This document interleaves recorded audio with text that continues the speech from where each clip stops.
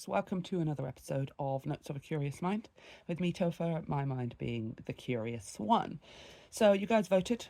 Thank you so much for everybody who votes in my community posts, by the way. It's actually really helpful, just having a little bit of feedback about, what people want to hear about. So we did have a bunch of options. We had two options for doing another deep dive. I will be doing a deep dive. I need to deep dive on Elon Musk's childhood. Okay? I must know how that was created. Okay? Much same with Donald Trump and a bunch of other ones, but obviously those are the two big ones. Also, deep dive, definitely want to do a deep dive on Trump's apprentice years. Want to see if I can track, sort of how he was before and then how the apprentice definitely, obviously changed him. The other option was for beauty standards. I do want to do an episode on that because that's something that's always really confused me. Beauty standards, like how clear and obvious it is that, how could you conform to a standard that nobody holds. We are all interested in different things. We all like looking at different things. We all have different preferences. So which beauty standard are you talking about? Oh, that one really confuses me. But you guys voted for social media, which is great because that's also another one that I really, really want to talk about. So the question is social media the best and worst thing to happen online, on the internet? And the answer is yes. Okay, you guys, so thank you so much. See you next week for another. I'm joking, obviously. But the answer is yes. It is the best and the worst thing that has ever happened to us as a collective species. We are a species. So let's start with. Oh, do we start with the worst? Let's start with the worst. Then I want to end on a higher note. You know what I mean? So let me just start with the reason that I do think it's the worst. So, I don't know if there's any studies on this. I should probably have a look into it. But I've always just had this idea that once upon a time, we were animals. We're still animals in a certain sense, right? And as such, being mammals as well, we've developed the survival instinct. And once upon a time, that survival instinct was geared towards our physical safety for the most part, and that can be things like, do we have enough food? I'm hungry. Things like injuries and stuff like that. There's body languages that we as humans still have very much ingrained in us. When we shrivel, when something scares us, and we tuck our neck and our shoulders come up, and we sort of turtle. I believe the word is called turtling. That is us trying to protect our major organs. We pull our arms in, we close our chest and pull that back. We're cutting off our major organs. We tuck our shoulders up to our chin or up to our jaw to be able to protect our neck, our arteries, our main arteries, and things like that. It's literally like even down to things like, when we get nervous in certain situations and we pacify ourselves, usually by rubbing our legs or crossing our arms, can be also closing off perhaps from a threat. These are not all specific in every single situation, but we still have these mechanisms because of that survival instinct. That survival instinct was once to protect our physical being and those that we loved in some kind of physical sense, right? Now, some people, we still do have that, and in situations it definitely helps us. There are people in this world who unfortunately live in those kinds of situations where, yes, they need to protect their physical safety. But for the majority of people, I think that survival instinct has switched over from our physical safety and integrity and prosperity over to our ego, our personality, our expression of ourself, our sense of belonging and community and things like that. That is where our survival instinct seems to be geared now. Everyone is so easily offended by things. And I do think that social media brought that along, absolutely. As we've gone on, we understand community is definitely part of a human's necessity for survival. It's in their survival needs. And that is one of the great things about social media and the internet. It's made it much easier for us to connect and find community, and for some of us to fulfill that survival need of community, of social life, whether that's friends, family, work, whatever it is. But for most of us, those basic survival needs, like the hierarchy of needs, the survival ones are mostly covered for us, right? But what society has then done, because of the way that most of us now, especially in the Western world, We're understanding how capitalism has affected us. We're understanding how patriarchy has affected us, both men and women, and what it has led to by putting essentially all of the power in the top people's hands, all of the money in the top people's hands, all of the attention in the top people's hands. We have all then been starved of those things. And so now we are constantly in a survival mode, in a world where for most of us, especially in the developed world, have access to healthcare, food, oxygen, shelter. Of course, there is enough for everyone. There is, there is. But because of the way that society has been built, we are understanding that even in a world where those things are readily readily available, they are not being made accessible. And so we are still in a survival mindset. Even in a world where we no longer have to go out and worry about hunting and whether we're going to find food or water for the next 3 days or 3 weeks. Not having to worry about whether there's going to be a roof over our heads of some aspect in case it gets cold, or, because it's winter or something, or being able to feed our children or something, or take care of them if they hurt themselves or if they get ill, or none of that exists anymore, except, yes, it still does exist. And so I think for the human ego, especially for the masses, I mean, it's still done it for everyone. It's not like people in the 1% or people in positions of power or celebrities or something don't get affected by this. It just manifests itself differently. For the masses of the rest of us, we end up in a position where we are still in a survival mindset. Because we don't really know where to direct it anymore, it's almost like the advent of social media, which is not a bad thing in itself. And I don't think that somebody sat down and designed social media for this purpose. But this is what happened, right? The advent of social media introduced humans to the distraction for their survival mechanism. No longer now do I have to focus on survival of myself when it comes to my food or my money or my well-being or my loved one's well-being and all of those kinds of things, regular survival stuff. Now I can distract that survival mechanism with my ego. And social media made that possible. It made it possible for you to turn all of your attention away from the surviving regularly in a normal sense, and then be and again, it goes off into different there's I don't want to call it a fork in the road.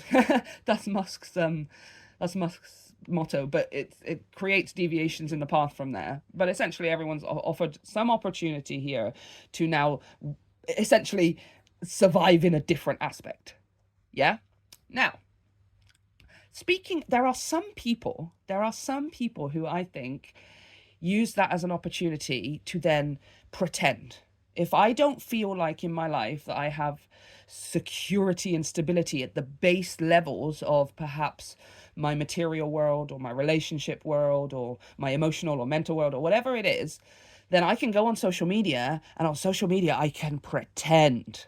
I can pretend that it is together. I can edit and make it seem as if those mental, emotional, material survival needs are met, right? And then when you get a response like likes and views and shares and comments of people, oh my gosh, this is so amazing, and blah, blah, blah, blah. Oh my gosh, this is so jealous, oh my gosh, blah, blah. All of the stuff, because that's an innocent response to see a nice video of somebody living their nice life and go, oh, I'm so happy for you. That's just a nice human thing. I like seeing people live their best life. But social media made it possible for that best life that they are sharing to be a lie, to be entirely fabricated, every second to be fabricated. So I think for some people, and this is what I was talking about, there's a deviation in the path when the psyche or something, or when, I don't know, the collective humanity or something, the consciousness of humanity, I don't know, recognized that social media could be used to distract our survival instinct. For some people, the deviation they took was then to lie on social media about things. If I can, on social media, on the internet, as long as everybody that is seeing it being posted thinks that this is my life, I can start to believe it a little bit more for myself, which I would argue is not entirely a negative thing. Okay. Maybe if they start believing better about their lives and stuff, maybe they take better actions and then they can create a better life. That's what manifestation is. But unfortunately, social media makes it far too easy for it to be the distraction. Yeah? You mean all I have to do is keep on making these videos and faking it, and I'm just going to get that validation, approval, appreciation?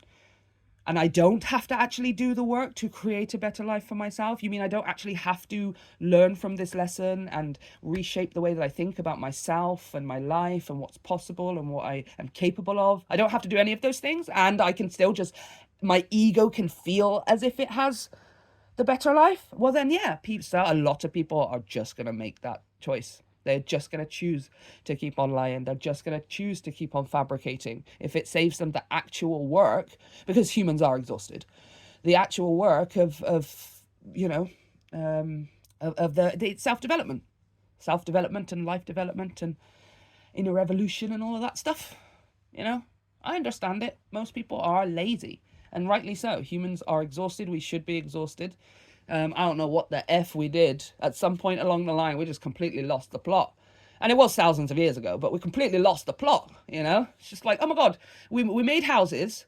We discovered agriculture. We're starting to realize how we can toil the land and we don't have to worry too much about going out to travel to hunt for things and migrate to other places and blah, blah, blah. Great. Awesome. That's probably where it happened, isn't it? Everybody just closed themselves off from the rest of the world. Why do I need to go anywhere else or do anything else? And then when you meet another person, whether it's somebody who just lives 2 miles down the road in another village or whatever, nope, you're an alien, get off my territory. Oh, God. Probably happened so quick, didn't it? But that was the point where we should have then gone, okay, what's art? Look at that. We got all of our stuff covered. Shelter, food, oxygen, day and night, water. God, at some point we skipped out on the natural evolution of the human being, which was supposed to be dealing with the material and then elevating beyond that into the emotional and the mental. We just skipped. It just stayed material. The moment somebody realized they could make money off of it or could get some power out of it or something, it stayed material. Emotional and mental didn't matter. It's only now emotional. Notice it is only recently in the 2000s-ish, turn of the millennium, that we have actually cared about emotional and mental. We never cared about it before that. To the point that emotionally distressed people who are a bit sad just end up in mental asylums because they couldn't distinguish between emotional and mental. I'm laughing, but I'm laughing in despair. Oh, God. So yeah, social media there are some people that afforded the opportunity to just then fabricate. By fabricating that material, the emotional and the mental can be somewhat satisfied. But as I said, it is a distraction. Of course, it doesn't actually deal with the root issues of, the way that this person thinks or the way that that person might think, the way that that person might feel about themselves and their life. It does nothing for their self-esteem. It's only feeding the ego, right? Which is why you can pretty much guarantee that, somebody who does post like that on social media, any confidence that they really do have, even in their real life away from social media, is also fabricated. It's just their ego acting. It's not the true, authentic version of them because it wasn't generated authentically. Again, like people think this with social, especially influencers and stuff, and especially influencers who fabricate, which obviously is a lot of them, because they are corporate employees, 100%. An influencer is an employee and a salesperson. So they have to lie because that's what salespeople do. And they don't have to lie necessarily, but they do have to exaggerate. They do have to push certain points and get certain things across, right? In order to get somebody to want to buy something even. And an influencer is exactly the same. So majority of them do operate like this. You cannot generate an authentic personality, an authentic expression of self, an authentic sense of self, let alone expression of self, if your attention, approval, validation is based on something fabricated. That's like saying, I want the most organic tree I can possibly get to grow, the most organic tomato or something, and then just dump in a bunch of chemicals on the tomato to get it to grow bigger and better and more red and stuff. I'm going to use these artificial chemicals to grow an organic tomato. No, It's just, I mean, the moment that you put something artificial on it or fabricated or whatever, it's not organic. Do you know what I mean? Yeah. And then there are some people, so that's like sort of the more the person who kind of has chosen to use social media to put themselves across in order to, satisfy their ego and stuff. Then there are other people who are more the consumers, right? The content consumers. They are not really the posters. They're not out. They probably don't feel that they are able to fabricate. It probably makes them slightly, maybe, leaning towards more authentic, because at least they know that they don't want to fabricate, or they don't know that they don't believe that they can, perhaps. For those people, their ego is distracted with, or their survival instinct, their survival mechanism is distracted by focusing on what everyone else is doing. If I can focus on what everyone else is doing and what everyone else has got going on with their lives, then I don't have to focus on mine. That's really what doom scrolling is. Doom scrolling is absolutely an addiction in the same way that a substance is, because it is all about the distraction. I just don't want to sit with my own feelings. I don't want to sit with my own thoughts. I don't want to sit with my own life. I don't want to sit with my own reality right now. I need to escape in some kind of way. And then obviously the hormonal release that you get via doom scrolling, which I don't understand really how that works, because I just don't experience it. Sometimes I do scroll, like sort of maybe once a week, once every 2 weeks. I will allow myself to actually spend a good hour or so just flipping through YouTube shorts or something. It's not very often, because I just, like, I'm not getting like any kind of dopamine release from just like 3 seconds swipe, 3 seconds swipe, 3 seconds. I don't understand how anybody's really taking anything in to even know whether they like the content or not. But yeah, for a lot of them, it is just, I want to escape from some reality of my own life, so let me consume everybody else's. And some of them stay quiet in the background as well. Some of them don't comment even. They are just like my best friend. He is not even a content engager. He is just a content consumer. He doesn't really comment. I don't think I've ever seen him comment on anything. The most he will do is like something.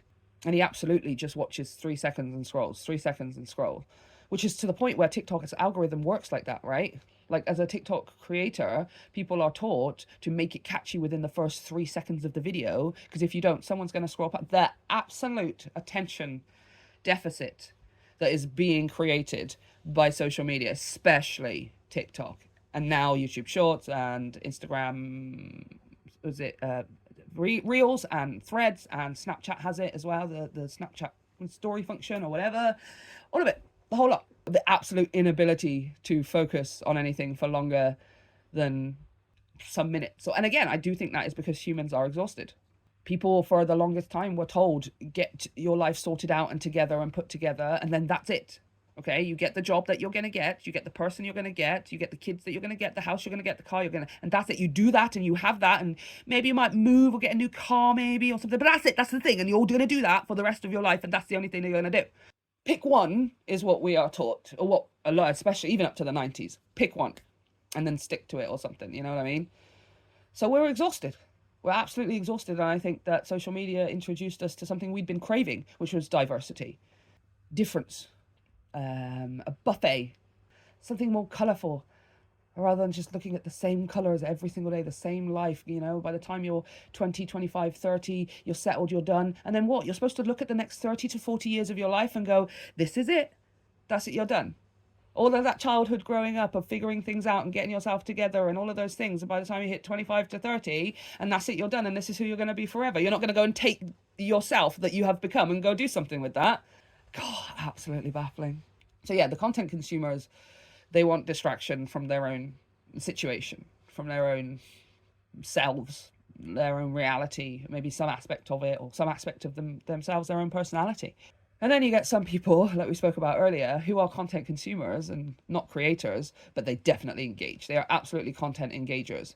And their ego is satisfied by that engagement, by feeling heard and seen in comments, in arguments, right? Facebook obviously was the first proprietor of social media arguments, to the point that they've literally been turned into songs as well. This is why they like Facebook arguments, or just arguing in the comments and things like that. For a lot of these people, for their ego, it's very possible and highly likely that in other places in their life, it's especially the ones that are the loudest, especially with the ones that are the loudest, the rudest, the ones that are rage baiting and things like that. For the majority of them, it's not every single one of them, but for the majority of them, they lack a sense of power is the wrong word, control, authority. That's it. A lot of people like that lack a sense of authority either everywhere else in their life or in one really big important place in their life, right? They feel that they have no control over, their circumstances, perhaps. Some people feel they have no control over their own, future and things. Some of them feel that, they are very much alone when it comes to the issues that they have and the experiences that they've been through, most likely because they just haven't interacted too much with other people to find out that, oh, there are other people out there like me and I don't have to take this so personally, especially when it's on the internet, yeah, and not specifically directed at you. But yeah, they want to be seen and heard because they're not seen and heard elsewhere. It's not an excuse like, oh, we should feel sorry for them or anything, but it's a reason. I find it fascinating when I go into comments, and 'cause I'm always commenting on things. I love to comment now and just make funny jokes and stuff. I never get into arguments. I rarely really do get, I don't get angry or anything because I'm just looking at it from this kind of slightly analytical, clinical perspective where I'm like, oh, I wonder why that person, responds that way, or why did they get triggered by a certain thing, or what belief system are they trying to get across here, and whether or not I agree with them, I just find it fascinating. And I do think for a lot of them it's just the lack of authority or control perhaps over other aspects, or perhaps their whole life, that they don't have. So being in comment sections and being that kind of negative engager kind of helps them feel a little bit of a sense of control in their life. At least somewhere I'm being heard and seen. And for some people it is just genuinely to rage bait and make trouble. And again, attention seeking. There's something that they don't have in their life that they need to be able to rage bait in order to access it from other people. And generally it's mostly attention, because that's all really rage bait is going to get you. Nobody wants hate to be thrown their way, but some people believe that that's the only thing that they can get. I cannot get love thrown my way because I was either taught that, shown that, or experienced that, or it's just the conclusion that they've come to. So because I know I cannot experience love, I'm just going to rile people up and enrage them, so at least they're paying me some kind of attention. I do not feel like nobody sees me, at least if all publicity is good publicity, isn't it? Even bad. So yeah, that's their ego is being fed one way or the other, right? Especially when they are that kind of content engager who perhaps wants to be offended by everything that everyone's saying all of the time, even if it's nothing to do with them, or just rage bait for no good reason. Trolls and stuff. Incel trolls are like that, I'm just down in here to get you to say something to me. I just want somebody to say something to me. And it gets to a point where obviously they believe that they believe what they're saying, but, it's, hey, you got a lot of work to do, that's okay. And many of them won't do the work. Many of them won't do the work. That's crazy to me. There's a line in Skullduggery Pleasant where it's the first book where Stephanie, the main character, is discovering that magic is real. It's been around her whole life in her little Irish city, which is the cradle of magic. As she finds out that magic is real, she realizes it's been under her foot the whole time. There's been little pockets of community of magical people. There was like a secret door inside the art museum. I think it was the art museum that she goes to, and it leads to the council of elders and stuff. And she was just like, oh my gosh, my whole life, magic has just been right here, like right under my fingertips, and I never even knew. That's so cool. And then it made her sad. And this is what I love about Derek Landy, because he wrote Stephanie like me. I'm Stephanie. She immediately then felt sad because she realized there are people who go through their entire lives never knowing that there is that magic at their fingertips, that they might be sorcerers themselves. They will just live a whole normal life. And yeah, they might be happy and have the best life and everything or whatever, but they will leave this earth not knowing that they were magicians, that they were sorcerers, that they could, create fire in their hands and throw air thingies and fly and all of the cool stuff. Oh my gosh, that's how I feel about the human brain, about the capacity, the ability to be able to use our human brain, right? Like, oh God, we're so lucky to have this thing. And I'm just like, oh my gosh, that's how I feel like Stephanie felt. My whole life, I went through life just curious about stuff and always wondering about things and definitely loving stuff to do with the brain. Always had a avid fascination with psychology, human behavior, puzzles, logic, maths, anything to just exercise something in my head. I absolutely adore it. But then I realized, oh my gosh, wait, there's this whole extra level of the brain, i.e. the subconscious, really, the subconscious more than the unconscious. And I can play with that? You mean I could play with that? I can actually change the way I believe things and what I think about myself that could improve my life. And oh my gosh, that's what Stephanie was like when she found magic. That's what I consider to be magic. It's not about being superhuman or anything, but Jesus Christ, this thing in our head is supposed to work for us, not against us. And then now I feel like that, the other side of it, when I see people and I'm like, oh my gosh, you might go through your whole life never knowing your own capability, your own potential. If you could just clean up your head, if you could just work with it, if you could just practice and teach and train yourself how to work with your brain and the unconscious and the subconscious and the conscious, the whole lot of it. And people will go through their whole lives never knowing that. They will pass on from this lifetime never knowing, not even conceiving of the possibility of what they were capable of. That's mind-blowing. And it's sad. And unfortunately, social media provides us with the perfect distraction to not do that. You mean I don't have to? I can just post and I will get the appreciation, validation and thing that I think that it is that I want, and I don't have to do the work myself to do it for myself, then fine, yeah, easy peasy. You mean that I don't have to do the work for myself? I can just go into comment sections and just get all of my rage and anger out there that I can't in the rest of my life because I don't know how to work through it or do not even know that there is a possibility of me working through it. And yeah, absolutely. I'm just going to go rage in the comments. I'm going to post rage bait. It is the worst thing that ever happened to us.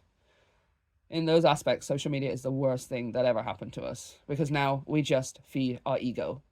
And our ego is being fed with fabrication. We're either creating fabrication or we're consuming fabrication and thinking that what we're getting out of it is real. The satisfaction that we're getting out of it, the accomplishment that we're getting out of it is real, which is why people focus on numbers. Numbers matter. I only have 693 or whatever on my YouTube channel. And so there's obviously majority of people out there would say then, well, you're not a YouTuber. You don't do your no. You only can be classed as this thing if you have a certain number, And I'm like, oh, that's why you're not following your dreams. That's why you're not out there going for what you want, because you don't believe that you can have it until you already have it or something like that. Do you not understand the organic creation of the thing? Or you just want to get it. Just that's what social media does. It gives it to you instantaneously. The worst thing. The absolute worst thing. Okay, so we had a bit of break in recording, you guys. I'm having to come back to this a few hours later because things. But I thought it would be a good time to then switch over to the best of social media, right? We've spoken about not all of why social media is the worst. I did not cover every point, okay? But I just like talking about stuff. But so we're going to do the other side of it, and we're going to have a look at the best of, well, not have a look at, but I just want to talk about why social media is equally the best thing that's happened to humanity, to the population of the world, to our species, okay? And the reason genuinely that I believe that is, number one, the afforded ability to be able to connect. Yeah, which is obviously what social media is for. I think originally it was probably just to let people in our lives know what was going on. Hey, look at this picture of my cat and stuff. Or I just did this funny thing. And then you post it on your Facebook feed and your mates and your friends and your fams and everybody's like, hey, look at that. That's so cool. It's really cool how I can see what's going on in your life while I'm not necessarily there, That's great. Awesome. Amazing. But it's obviously so much more than that. It's the ability to be able to connect and communicate with people from all over the world, people who have a different life to you, people who have had different experiences to you, which I think is more valuable than just only connecting with people who have had similar experiences, which is another positive aspect of social media is people who feel like, people who have felt like, or people who perhaps do feel like they are odd, or they don't fit in, or they like something that other people don't like. The internet and social media can help introduce people to other people. And, oh my gosh, you're just like me. I'm not weird. I'm not alone. I'm not the only one. That's such a valuable realization for human beings, right? Especially at critical points in their lives, depending on who they are and what they've been through and stuff. It can be so valuable. But then the other aspect of it, I think, is just as important, maybe even a little bit more important, is the insight into other perspectives, into the way other people live, into the way other people process, into the way other people think and act, and the way other societies run, the way other relationships work, the way other friendships or interests work, the way neurodivergence works, the way gender choice and sexuality and all of those kinds of things can help open people up to a wider perspective. If we have 360 degrees of direction in physics, right, then I kind of try to look at perspective as 360 degrees. How much perspective do you have when you are really just looking at 15% in 15 degrees of your own experience, and everything should work the way I want it to, and the way that I see things, and everybody should do things the way that that's somebody with an incredibly narrow perspective. They have not expanded or even tried to expand beyond their 15% view. It's like peripheral vision. They cannot see anything that they're not directly looking at, and social media offers at least the opportunity for people to widen that perspective. Oh my gosh, they do things so differently, and oh my gosh, I never thought of doing it that way before. Or discovering new music, new media, new things that can help and support something going on in somebody's life, but that is from the other side of the world, whether it's a thought process, a religious belief, a practice, a habit, a social norm of some kind. The more perspective we have, right, the more that we're consuming, or the more that we are interacting with that kind of difference and diversity, the more we are opening and widening our perspective. It's not only just valuable to find people that are similar and create community for yourself that social media offers, but I think for some people, especially maybe the older generation, sort of older millennials, and then the Gen Xers and the boomers and stuff, they're not very good at it, but it is handy. The opportunity is there for them to be able to broaden that perspective, broaden their horizons, right, to interact with the way that other people live. Point number 2 that I wanted to make about social media being the best thing that's ever happened to us. We already discussed about how some people, with the advent of social media, or when they discover that they can do this with social media, will decide, let me fabricate everything about myself and my life and whatever, so that I can escape from the reality, I suppose, or whatever. Or hopefully if I do that for long enough, it doesn't actually matter whether I really have it, as long as I have people that think that I have it, or something like that. There's a whole psychology there. So the flip reverse of that is there are a lot of people, content creators, let's say, content creators, content consumers, and content engagers. There are a lot of content creators who don't fabricate. They have taken social media, and that's what makes it the best, or it can be the best thing that's ever happened to somebody, because they're afforded an opportunity to be able to be themselves. And that's kind of how I struggled with it a little bit of social media or whatever, but now I'm definitely in my flow of just being myself. It doesn't matter what I look like, it doesn't matter how I talk, or how fast I talk, or how loud I talk. It doesn't matter how many jokes I make, it doesn't matter how many tangents I take, or whether that is just who I am. And there are a lot of content creators that have been able to massively improve themselves and their lives, not just because of the material benefits that being a working content creator can bring, but also the confidence. Yeah, this is a huge part of what's happened for me. It's like, oh my gosh, you mean I can just actually be myself? And yes, obviously a handful of people aren't going to like it, which is totally normal, but a handful of people are going to like it. They totally love it. It's not, it can help with this realization of I can put myself out in the world. And I think that social media, because it does sort of provide a little bit of a protective barrier, because you're not physically in front of people, you're not physically in front of an audience performing in it some kind of way. The camera and the editing process and the posting process provides some of us more introverted people a little bit of a protective barrier or whatever. And that isn't to say that some people will take it too far then and just live in that world, you know, but I can honestly say for myself that's massively impacted my confidence in the rest of my life as well. Yeah. So that sort of slight distance between the creator and the audience can afford somebody room, a little bit of room to feel like, okay, I can actually be more authentic in putting myself out there. By engaging on social media and stuff like that, it's made me a little bit more outspoken. It's made me care a little bit less about how I come across to people.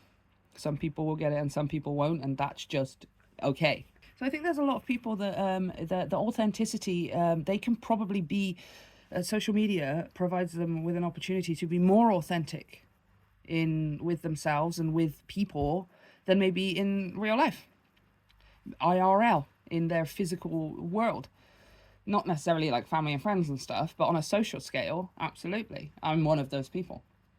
Not only has it allowed me to, number one, be myself and all that, but number two, to put myself across authentically, and then number three, to generate, like, to literally have new friendships, daily, everyday friendships that are now part of my life, and I can't imagine my life without them because I put myself out like that. They're like that. So it's kind of the flip reverse. You get those people who content create via fabrication because that's what's going to, you know, generate the most. It is. We are aesthetically pleased species. We like aesthetically pleasing organized things, most of us. So, you know, most general fabricated influencing and content creating is all just regurgitating each other's stuff, and we're all offering them maybe the same product, or, you know, maybe talking about the same thing or something like that, because it's just what generates the most attention, validation, approval, appreciation, etc. Obviously, being 100% authentic, you're not going to get that same result as quickly. But when you do get the result, it's not fabricated. As we spoke about earlier, the fabricated content creator will want an organically grown, ripe, biggest, reddest tomato, but will demand that tomato grow that organically whilst putting artificial fertilizer on it. Whereas the authentic content creator is just pure organic. There's no need to really force anything, because I suppose for that kind of person, it's not really about the result so much as it is the expression. I suppose it takes the kind of person, but that's what I mean. Like, social media is the best thing to happen to a lot of people, because now they can do that. Now we can express ourselves. I'm in that group. Now we can express ourselves authentically. We have found room to do that, which has given us a practice space to do that. And now many, including myself, at least using myself as an example, I can do that in the rest of my life too. And I don't know if that would have happened without social media, right? It's absolutely the best thing that ever happened to some people, to certain people. Now, the other point I want to make, and this is probably my most important point when it comes to social media being the best thing that ever happened to us, and that is art. The ability for us all to express ourselves in our art. Music, literal art, as in like paintings, sculptures, whatever, 3D artists, fashion, dance, and anything physical, sports, acrobats, anything that anybody chooses to. Cooking, gardening, home organization. ASMR is massive. We just love watching somebody crunch something up or put something in order, or it's absolutely gigantic. Like, the art that we have been able to share with each other and discover that we would not have been able to if social media didn't exist is absolutely astounding. The music alone. Again, it's not just music existing just because of social media. There is music that would have existed regardless of whether social media existed or not. But would we have discovered it? Would the rest of us been able to just go on our TikTok and scroll for 2 videos and then boom, somebody's done some kick-ass remix to something and I am like, I need this song right now. I need to put it on repeat for the next 2 weeks. How did somebody come up with something so incredible? Or somebody just showing a picture of something that they made, a video of something that they made or something, and I'm just like, how did you do that? Like, it should be illegal to be this talented at whatever the thing is that you're doing. And you're just posting it here like, yeah, this is just what I do every single day. And I'm just like, Oh my God. Humans are incredible. Humans are incredible. That is the expression of self. Social media evolved us into what we should have been doing for a long, long time: self expression. However, somebody chooses to do that, right? And now people then are like, well, what about killing someone then? Obviously not. Obviously not. I mean, the fact that you even went there and that's your argument blows my mind. If you are not hurting anyone, especially intentionally, on purpose, hurting someone for your own pleasure, yeah, which is not art, that's trauma and possibly just evil, then it's art. The choice to express yourself through what you wear, what you eat, and what you cook, how you cook it, the how you dance and what you dance to and sing along to, the movies that you watch and don't watch, the colors that speak to your soul and the ones that don't, the animals that you're interested and that you're not, the books that you read and don't, all of it, every single, even something you didn't create yourself, the participation in it is expression of who you are. That is art, right? Or at least that is the expression of self. The moment it becomes art is when you then choose to direct it in a certain direction. Let me take my love of movies, for example, and go and become a movie critic or a director or a screenwriter or an actor or some kind of, that is me taking my self-expression of something that I love and channeling it and funneling it in one expressive direction. Art. Gardeners are artists. Painters and decorators are artists. Construction workers can be artists. McDonald's workers, bus drivers, cleaners, dentists, neuroscientists, biologists, toothpaste creators. I don't care. You have the passion. You choose to express it through some form of creation. It is art. With the proviso, of course, that you're not intentionally out there purposefully hurting someone. Your art might hurt someone's feelings. To be honest with you, if you're doing it right, it probably will. At least one person's feelings. But obviously, yes, physical, intentional, purposeful, toxic harm, no. I mean, that's what hate speech is and stuff, you know? And to be honest with you, you can go ahead and create that and do whatever you want in that artistic department if you wanted to, but don't expect you're not going to get a heavy fallout. You're going to have repercussions, okay? But generally, for the most part, you know what I'm saying here, right? And that social media has given us the biggest, blankest canvas for all of us. When we set up a new profile and we decide that this is how I'm going to express myself, or this is the part of my life I want to show, or this is what I'm good at and want to, blank canvas. Blank canvas. And for those of us who see it that way and choose to express authentically, it genuinely is the best thing that ever happened to us. It's genuinely life-changing. Social media is life-changing. It depends on how you look at it.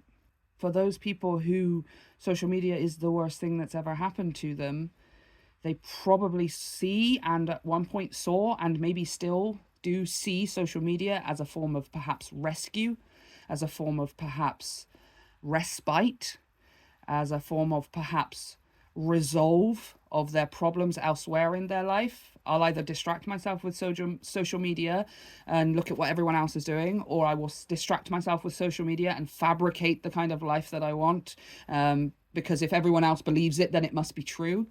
Or I will even go into comment sections and allow my internal issues to be projected out in there that I can't in other areas of my life. These are people who kind of, it seems like maybe they view social media as something that's going to solve their problems. It's either going to distract them from it or it's going to solve their problems. And then there are some people who see social media for really what it is, which is a tool. It's something to be harnessed and used in the most efficient and useful way for you personally, down to even having algorithms. And you can manipulate the crap out of your algorithm. I love that my algorithms don't know what I'm doing because I watch kids' cartoons and then I also watch a bunch of political things, and then I'll just hop over here and watch like a history thing on like a nature documentary on some evolution of an animal, and then I'm going to go over here and I'm going to watch a whole bunch of stuff on like Buddhism manifestation techniques, and then I'm going to go watch Neil deGrasse Tyson talk about space. It's just all over the place. I love my algorithm, just it can't keep up with me. I have too many interests, do you know what I mean? And I think that's the way our algorithms definitely should be. I don't think that they're the most useful when they are just catering to our pre-existing belief systems.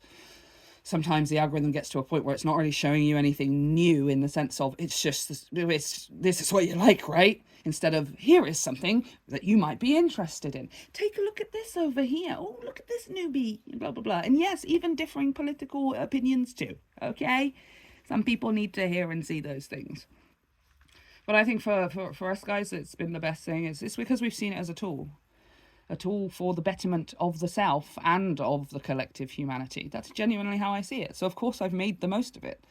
I don't have a doom scrolling habit. I don't go onto social media and look at other people and have this despairing desperation inside of my heart or soul that I don't have something.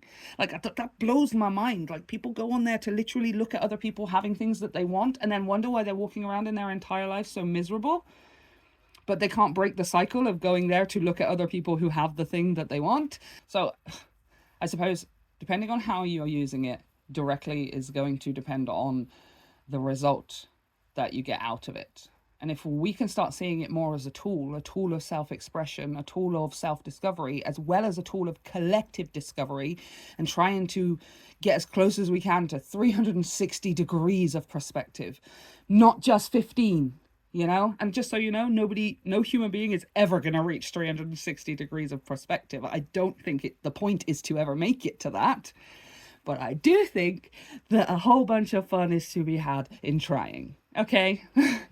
I enjoy the intellectual pursuit of trying to see other people's perspectives, the other people's perceptions.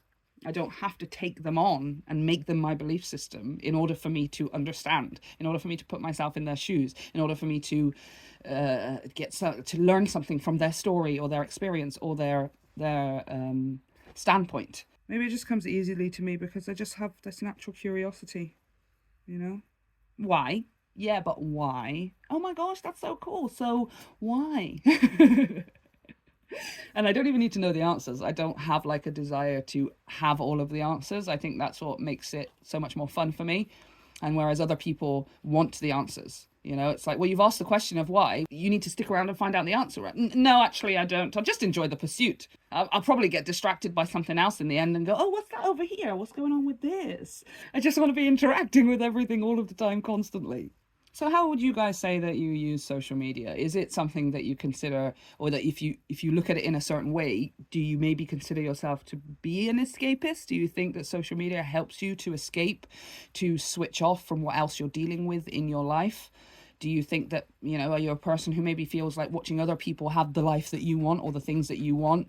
Maybe does it motivate you or does it demotivate you? Does it motivate you and make you want to go grab it because it's possible? Or does it make you feel like, oh God, somebody else has it and now I'm never going to get it because I'm not that person? Or are you a person that social media has actually had a massive positive effect on? You know, I don't know if there's that many people that it has. I think most people, it's kind of the worst thing that ever happened to them. And there's a handful of us where it is the best thing because we have seen it as a tool. I kind of see everything in life as a tool. Yes, even people.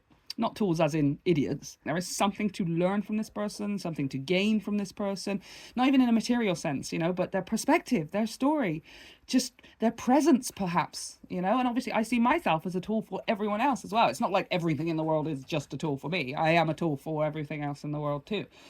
But everything is just usable for the betterment of self and therefore the betterment of the collective. Filling up one's own cup to the point of overflow, and the overflow is what can go out to the rest of the world, ensuring that my cup is always full. And again, that goes for emotional and mentally, because I don't give a crap about physically. Like material, I am so done with material, okay? Like, no, I don't give a crap about my material cup being full, because all of the survival needs are met, and I have the people in my life that I love, and blah, blah, blah. So that's sorted. That's already up and overflowing to the point where I would actually like it to take a step back, please. Thank you so much. Material, can you take a step back, please? Let me focus on the emotional and the mental. I want those cups overflowing. And social media is just a tool of that. as I see everything else to be, including all of that art we were talking about, including the fabricated influencers. I learn from them, not that I just simply learn how not to be, but I learn from them what that kind of mindset must be like, you know, to view the world in a certain way and to view oneself in that certain way, and what that means. I can relate to that in many aspects, and then I can question, why did I come to a different conclusion? Was it because I had this experience, or what experience did they have that maybe led them to a different conclusion? And notes of a curious mind. This is basically my brain, you guys, just reeling around and around and around. I should probably just call it notes of an ADHD mind, because it's all over the place and it makes no sense, but I don't care. It's MySpace. It's MySpace. Oh my gosh, no, it's not MySpace, but it's my space to air out my ADHD thoughts, as I like to call it, to air out my stinkables. Okay, you guys, I'm gonna leave it there because, yeah, I need to go and edit all the crap out of all of this stuff. Okay, this podcast is going to be a little bit later than usual because I'm literally recording, editing, and posting it all in one day. So please be patient. Well, those of you who have been patient, I love you so much. Thank you, thank you, thank you.